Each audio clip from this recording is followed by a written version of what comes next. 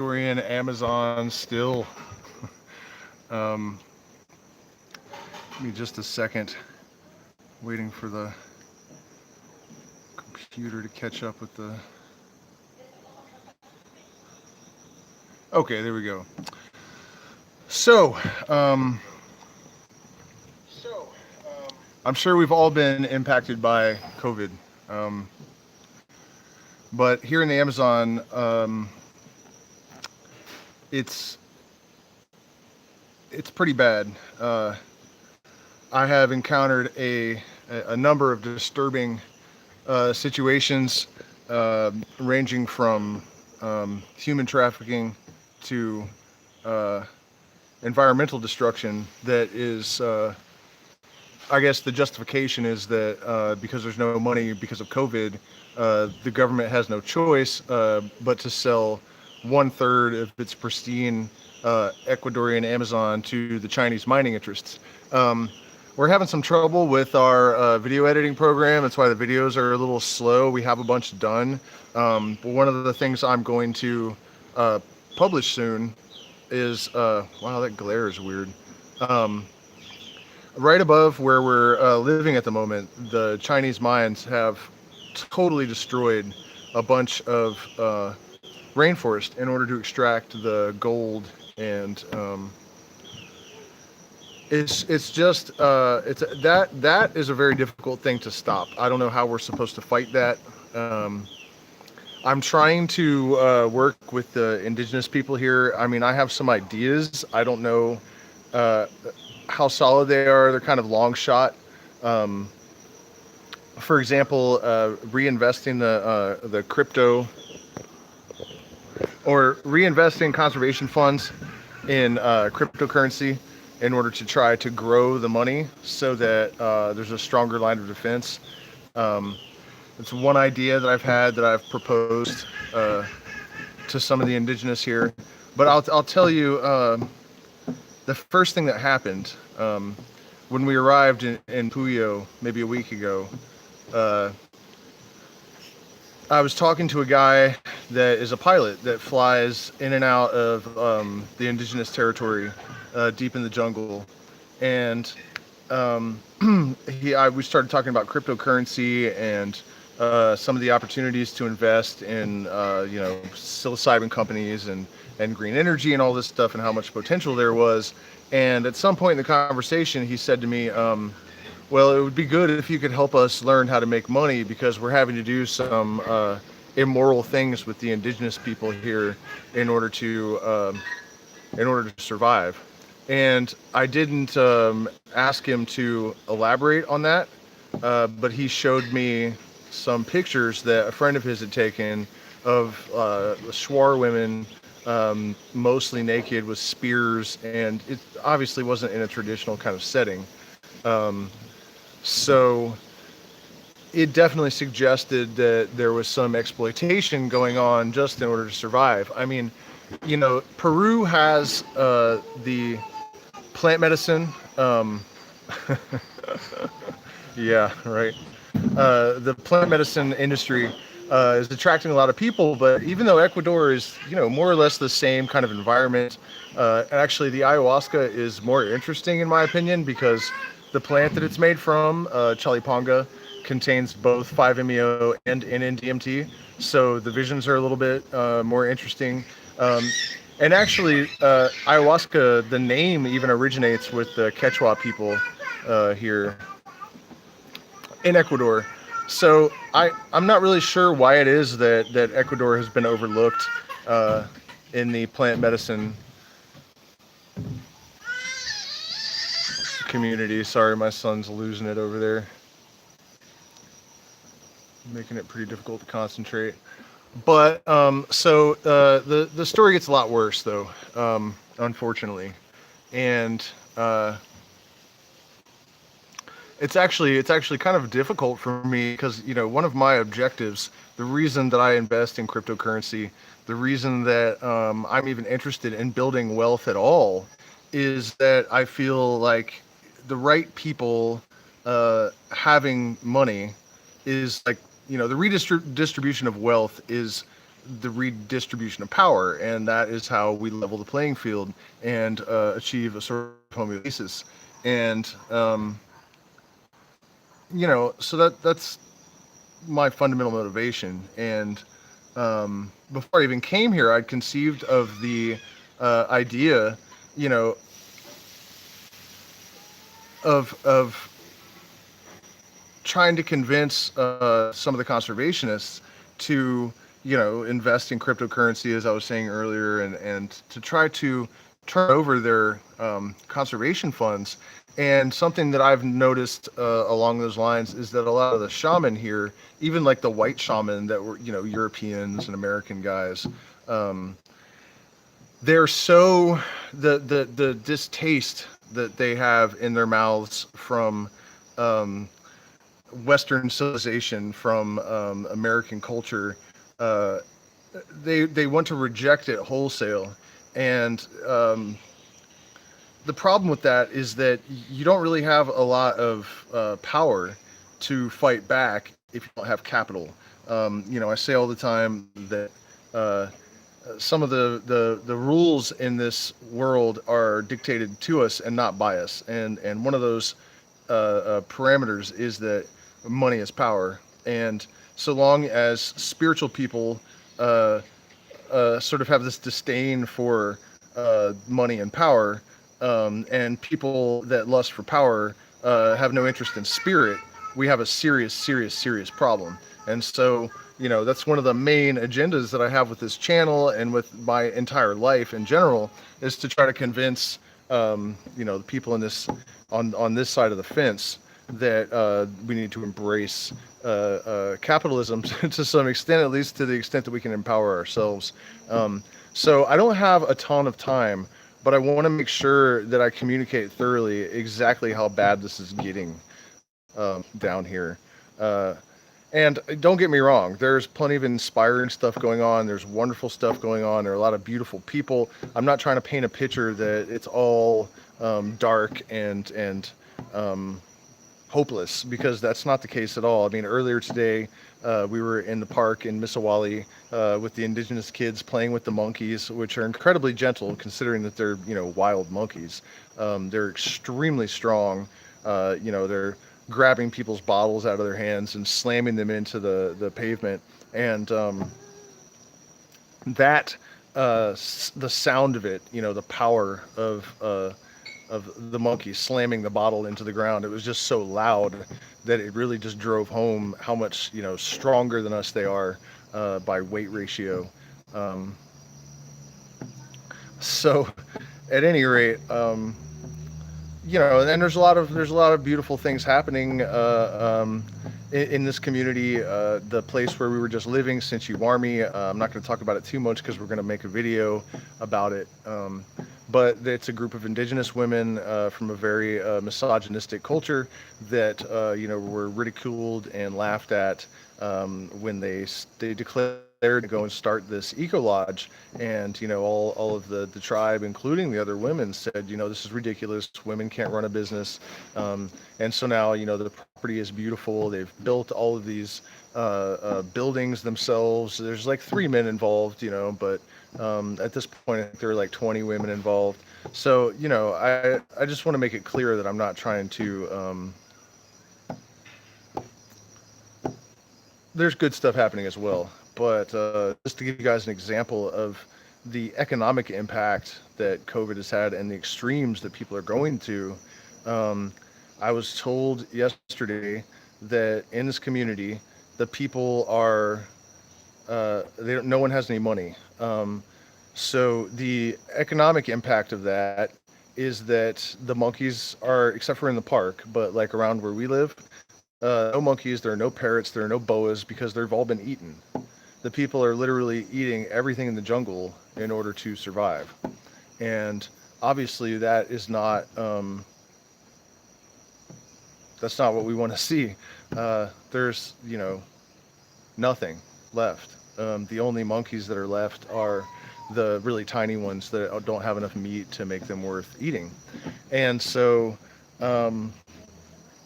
I was told yesterday that there is a very wealthy German pedophile who lives in the community, and that people are bringing their children to him in order to get money to eat. And that he is, since COVID has hit, and actually it's not just COVID. You guys, sometimes I talk about the exploitation economies. The IMF gave Ecuador a $4 billion loan, I think, a few years ago. It was $4 billion. Yeah, tell me about it. And we're going to get back to the German pedophile and what I plan to do about that. Um, um, but one of the IMF's conditions uh, for the loan was that Ecuador had to cut its education, which is already very, very bad, um, in order to qualify to receive this money. And um, I I remember talking to, oh no, Flezick, there's no point in getting proof. The police know. That's not how things work down here. He owns this place. I mean, um, people know. There's no one cares. I mean, uh,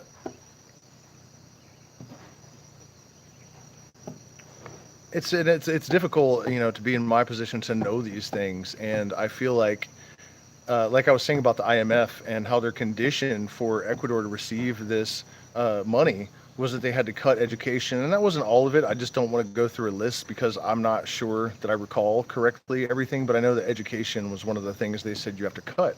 And I remember at the time kind of looking into this and thinking, okay, it kind of seems. Oh, another thing was our Shopify license got pulled because we went to Ecuador, which, the whole thing is that you're supposed to be able to work from a laptop anywhere in the world, and this is why it appeals to people, digital nomads that want to go around and be independent and work from anywhere. And so I started to notice that I would try to buy cryptocurrency and it's not available in my country. And all of these different investment platforms, not available in your country, not available in your country.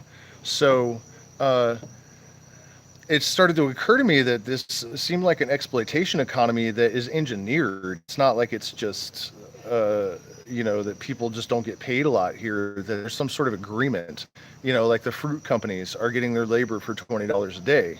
And so they are going to take,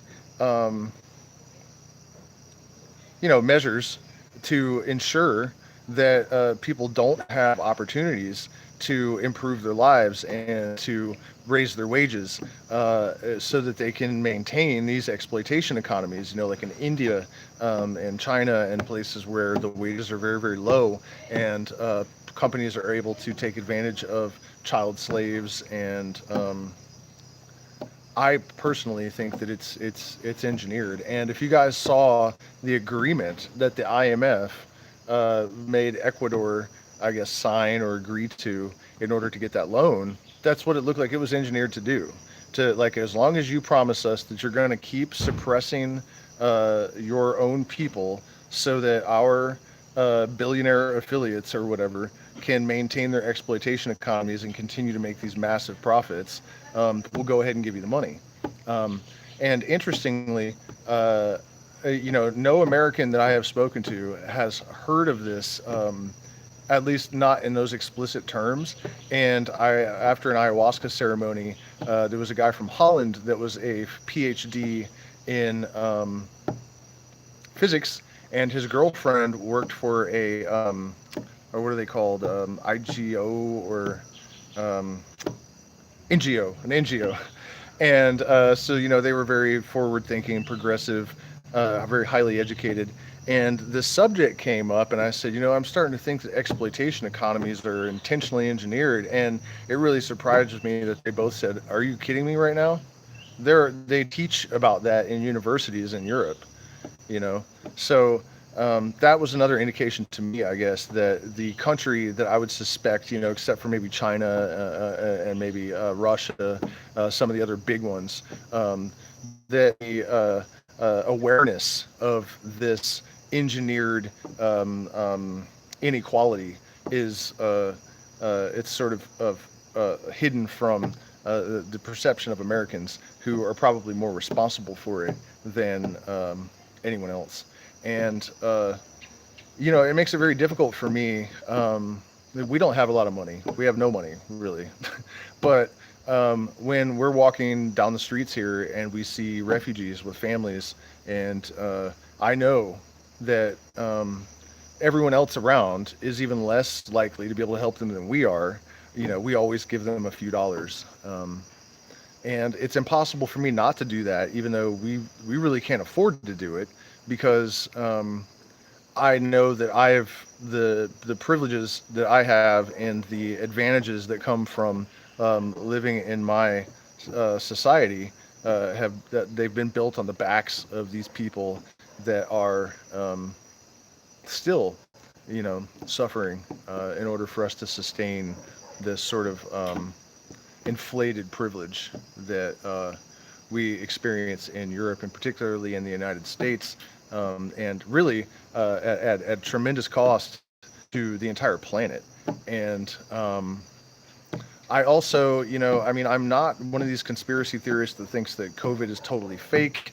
Uh, I advocate, for taking precautions that are reasonable, but I'm also a very firm believer in personal freedom, and it's difficult for me to say where that balance should really be struck, because I don't think we can trust the information that we're getting from anyone. Obviously, a lot of the conspiracy theorists are not.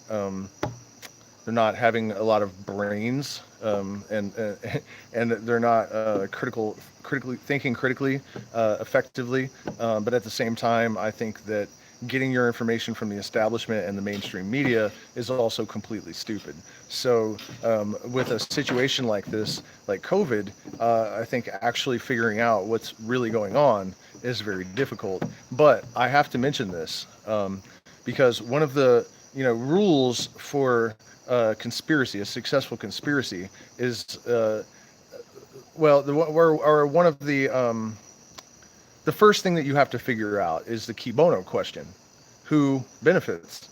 And when you look at what's happening with the lockdowns and the economic impact from COVID on places like the Amazon, and I'm sure anywhere else in the world that's very poverty stricken. I mean, hell, that by the time we got our stimulus, even as Americans, we're so buried that it might as well have not even happened. I mean, it was like nothing. It was just gone.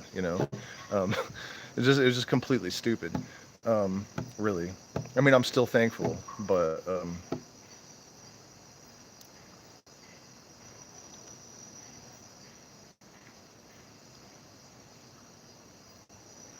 yeah, well, not just decades. I mean, people are very naive, and I did lose my train of thought a second ago, but that's worthy of addressing. People don't realize that American corporations have turned machine guns on American workers. It's been a long time, but the Ludlow massacre in Colorado, you can still find teeth and skull fragments and 50 caliber machine gun bullets from where the miners went on strike, and the the guy that owned the mines called then President Wilson, I think, and told him what was happening, and they sent National Guard with 50 caliber anti-aircraft machine guns and ripped holes in 300 or 400 men, women, and children that were living in the labor camps there, and because they wouldn't get back to work, they killed them. I think that people are just extremely naive when they're trying to evaluate what is potentially realistic in terms of what the elite and the corporate entities are really capable of. I think it's a lot more insane than most people are willing to entertain. And I do remember now what I was thinking before I got sidetracked with that thought, and it's that who benefits. And so the sale of the Ecuadorian rainforest, 1/3 of it, okay, you guys realize how much is already gone, right? So we're talking about 1/3 of the existing rainforest. And like I said, as soon as we get our program back up and running, I'm going to go up the hill and I will video and I will show you guys what the rainforest is supposed to look like, and what the Chinese mines, what it looks like when they're down in there and they leave. And that's another thing, it's not very hard to go and find it. The destroyed areas are pretty ubiquitous. So who benefits? the Ecuadorian government says, well, COVID, so we don't really have a choice but to just sell all this rainforest to the Chinese. Um, uh, uh, the big pharma is the second biggest lobby in the United States. Um, they're going to make how much money off of the vaccines, and um, uh, and tech, big tech. How much money did Elon Musk and Microsoft and all these people make during the lockdown? One of the other rules of COVID is one of the the rules of a conspiracy is that if there are too many people involved, it doesn't work. Too many conspirators, and then the key bono, who benefits. So when you have a situation like this where a very small group of people that happen to be the most powerful in the world, pulling the strings on everything anyways, are the ones that stand to benefit the most, laughing in the face of people that suggest that maybe we should be suspicious, is hurtin' fucking stupid. It really is. There's really no polite way to say it. So, and then the question, what do we do about it? This is something that I struggle with every day. I mean, it's very difficult for me to walk around these towns and see the poverty firsthand. I mean, I know a lot of people blame socialism for Venezuela, but everyone that I think has a brain says that it's U.S. It's the U.S. It's, what do you call that? When one country subverts the independence or the sovereignty. What's the word? Um,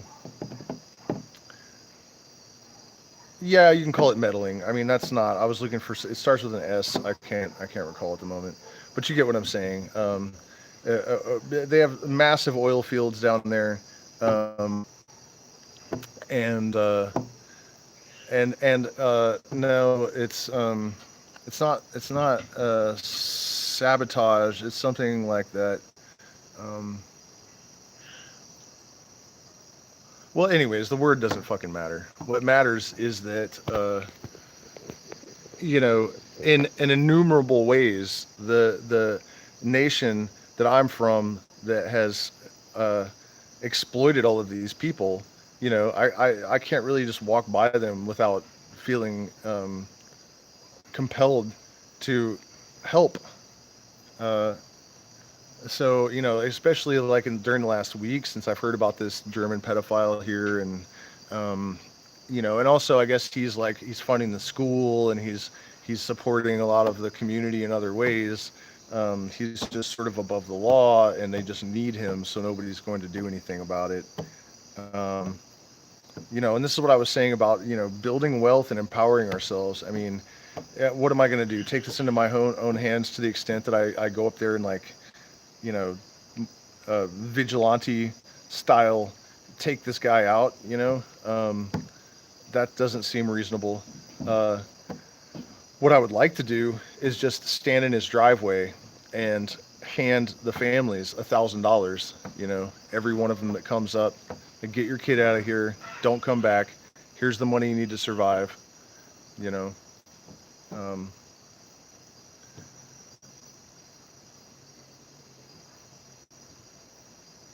so keep investing in crypto. Seriously, April's supposed to be a big month. Cardano could do 5x, 8x. So if I was you, that's where I would put my money. It's the safest bet with the biggest return. Um, and it's been rough though. Like waking up. This stuff is like the first thing I think about when I wake up. I have really fitful sleep, and then I wake up depressed and Cardano, Cardano. It's the ADA coin. Um,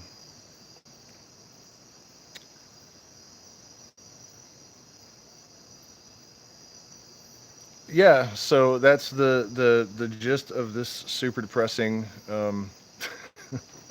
live stream. I mean, I guess I'm just putting out there that, we have to do everything we can do to make some kind of contribution to fight back here, whether it's financially or by raising awareness. And also, I think it is good impetus for those of us that have it a little bit better or a lot of it better to really be thankful and grateful for everything that we have, because this has been hard on everyone. But when you already make $20 a day, and it's less expensive here than in the United States, but it's still, I mean, it's not that much cheaper, and the wages are like 1/5. So uh, the animals are being eaten, the forest is being run over, people are selling the neighborhood, they're selling their own children to pedophiles in order to eat. Um, so I don't know if saving like one. What is the fatality rate of COVID? Like 0.01 or something like that. Uh, all of this death and destruction. I mean, if I was a 60-year-old that was at risk of dying from COVID, and I knew that locking everyone on the planet down was going to lead to a bunch of suicides and destruction of everything on the planet, and kids getting sold into, um, uh, uh, uh, you know, human trafficking, I would definitely sacrifice myself for, I just don't see that this is it's a fair trade. Um, and it's not just me, even if you're one of these people that believes that the government is there to help you and protect you and loves you and cares about you, or whatever it is that people think that makes them trust them. Um, Even the Who, at this point, or the Who, that's a band, right? Who has said that the lockdowns don't work, and they have continued to lock countries down, like Holland right now. So it's demonstrable on paper that the economic and sociological impacts far outweigh the toll of COVID. And yet they're continuing to exert that, or to, it's just not making sense. And people are suffering, and it needs to stop. So I don't know if we're going to be able to do the secret stream tonight, if you guys were planning on joining me for that. Um, but thank you for spending this time with me. And, like I said, you can support us on Patreon. You can, yeah, no, I agree 100%. I mean, I have tried to be less inclined to paranoia, because I think pronoia, the belief that the universe is conspiring to support and help you. I mean, this is something that I live my life by to a very large extent. And for example, something that just happened with us, we just couldn't tolerate where we were living anymore. COVID has speaking of people being financially destroyed, there's no tourism, so and also the post office was shut down here, and we had one business that was dependent upon the post office, and the other business was dependent upon tourism, and so we lost both things. And we came here to the Amazon with no plan, a small child, and there's one retreat here. We didn't know this when we found the guy's sign, that the guy speaks English, and he was looking for an ayahuasca facilitator. We didn't know that, and so we went there to talk to him to see what was going on at this place. And he was like, man, I was just asking the universe to send me a new facilitator, because the one I had just went to Colombia, so I needed that. And still, though, we have all of our money in crypto, and I just discovered yesterday that we can't get it out. It's going to be a difficult process, and there's no point in getting into the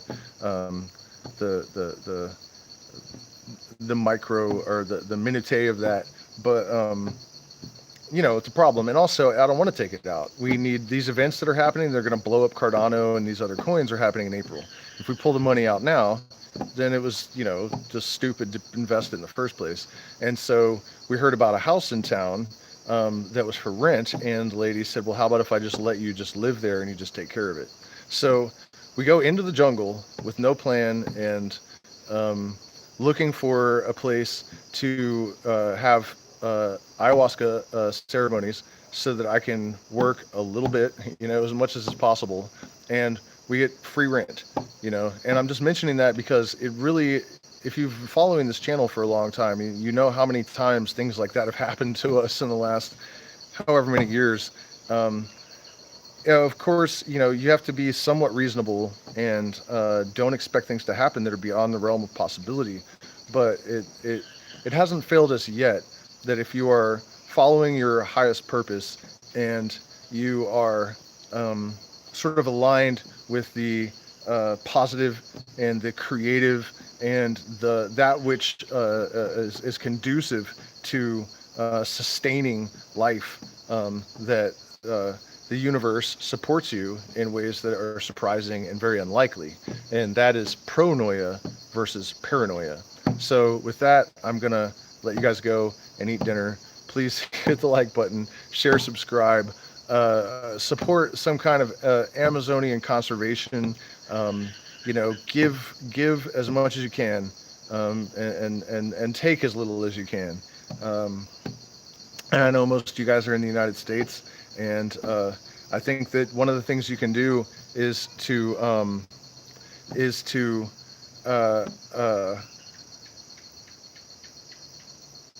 just tell people, what's really happening. Tell people about exploitation economies. Tell people these horrific stories that I told you tonight. Yeah, I want to do the secret stream, Charles, but honestly what happened is that we did finally find a place that supports live streaming. The problem was at home, the signal's not good enough. But now my son is like desperately frantic to go to bed, and also I forgot my materials that I was going to use as a guide. So we were planning to upload some patron-only content tonight, and then maybe reschedule for tomorrow. But let me get off of here and talk to my partner and see, maybe they can just go home and I can stay and we'll still do the secret stream, because I can probably do it off the top of my head, and then maybe we'll do a part 2 where I actually have the materials as a guide. But I'm sure I can pull it together without it. Okay, so thank you guys so much, and good night.